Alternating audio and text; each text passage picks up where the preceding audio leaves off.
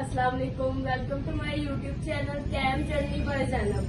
Students, कल हमने introduction of chemistry पढ़ा था और साथ 3 ब्रांचेस हमने डिस्कस की थी। आज हम पढ़ेंगे नेक्स्ट ब्रांचेस जिसमें environmental chemistry, analytical chemistry, biochemistry और न्यूक्लियर केमिस्ट्री आ जाता है। इन्वायरमेंटल केमिस्ट्री किसे कहते हैं? जिसमें हमने पढ़ना होता है सोर्स, रिएक्शन,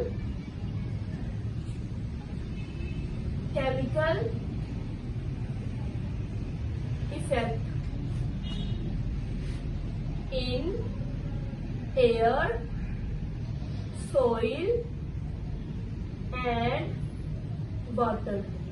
यानी कि हमारी एयर, सॉइल और वाटर के अंदर जो केमिकल रिएक्शन अक्कर हो रहे हैं, उनका सोर्स क्या है या उनका हमारे एयर पे, हमारी सॉइल पे, वाटर पे क्या इफेक्ट कर पड़ रहा है, ये सारी चीजें हमने इन्वायरमेंटल केमिस्ट्री में पढ़नी होती है।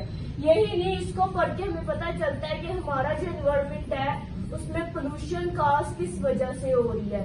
पोल्यूशन के बारे में भी पढ़ना होता है। पोल्यूशन काजेस की वजह को हम इसमें क्या करते हैं, रिड्यूस करने की कोशिश भी करते हैं और कंट्रोल भी करते हैं पोल्यूशन पे।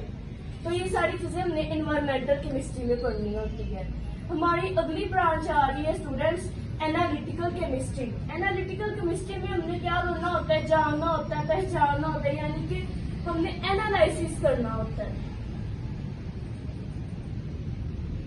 एनालिसिस ऑफ डिफरेंट सब्सटेंस,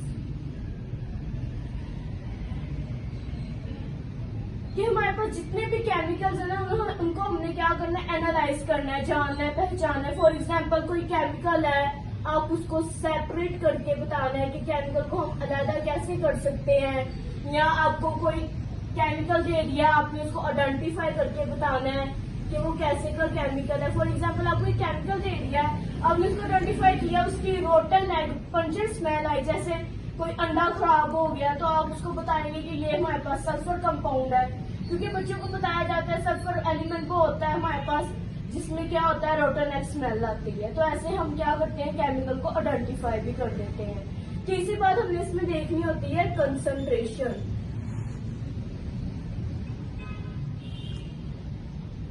कोई भी केमिकल है वो हम 1 मोल ले रहे हैं, 5 ग्राम ले रहे हैं, ये 10 ग्राम है, 5 मोल है, ये सारी एनालिटिकल केमिस्ट्री में पढ़ते हैं। और इसमें हमने देखना होता है फूड की क्वालिटी बेहतर है कि नहीं, ये सारा कुछ एनालिटिकल केमिस्ट्री में बताया जाता है। हमारे पास अगली ब्रांच आ रही है बायोकेमिस्ट्री। बायो का जो ताल्लुक है हमारे पास, उसका ताल्लुक होता है लिविंग ऑर्गेनिज्म से, जानदार के अंदर। लिविंग ऑर्गेनिज्म के अंदर अक्कर होने वाले केमिकल रिएक्शन, आप इसकी डेफिनेशन में लिखेंगे chemical substance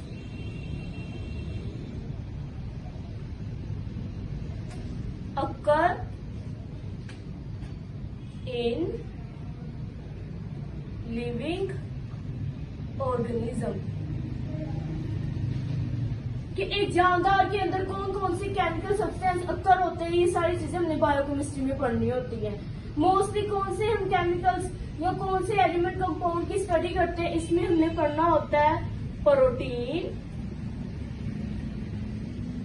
carbohydrates,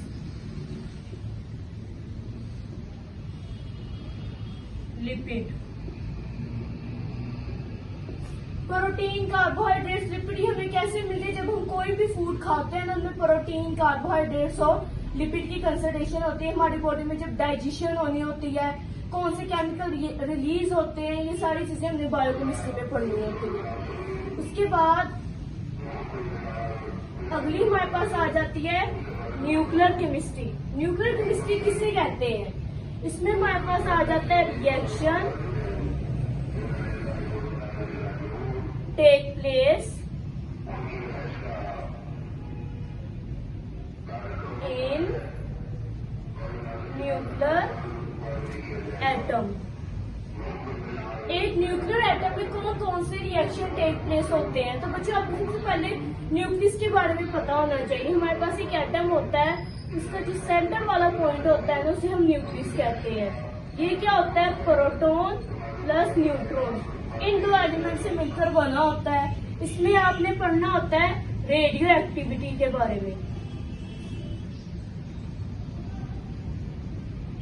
radio activity किसे कहते हैं? ऐसे एलिमेंट जो रेडिएशन खारिज करते हैं ना, उन्हें रेडियो एक्टिव एलिमेंट्स कहते हैं।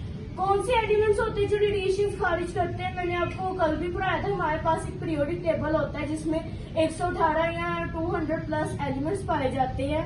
तो वो एलिमेंट जिनके एटॉमिक नंबर 82 से ज्यादा होता है ना, वो हमारे पास रेडियो एक्टिव एलिमेंट्स कहलाते हैं। तो ये हमारे पास ये एग्रीकल्चर में भी यूज होती है, न्यूक्लियर केमिस्ट्री और मेडिसिन बनाने में भी। स्टूडेंट्स, ये थी हमारे पास 4 branches, environmental chemistry, analytical, bio और न्यूक्लियर केमिस्ट्री। इनमें से आपको किसी में भी कोई प्रॉब्लम हो तो आप कमेंट सेक्शन में पूछ सकते हैं। ओके स्टूडेंट्स, अल्लाह हाफिज।